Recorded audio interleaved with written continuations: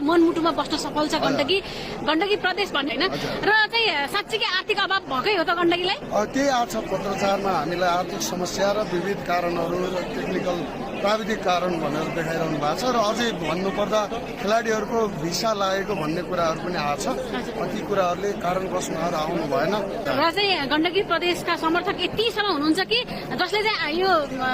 आर्थिक समस्या मात्रै यहाँ नआउन सक्नु भएको जस्तो लागेन है अब कमेन्टमा चाहिँ यो टुर्नामेन्टै हामी गर्न सक्छौँ है तपाईँहरूले हजुर एउटा गण्डकी प्रदेशमा एउटा त्यस्तो प्रकारको टिम पनि छ होइन अब जे उहाँहरूले अलिक सकारात्मक भइदिन आग्रह गर्छु म विशेष गरी के छ भने बुझाइ अर्कै भएको छ भित्री गहिराई अर्को छ कि गहिराईमा आएर बुझिदिनका लागि अनुरोध गर्छु होइन गण्डकी नआउनाले घाटा खेलाडीलाई नै छ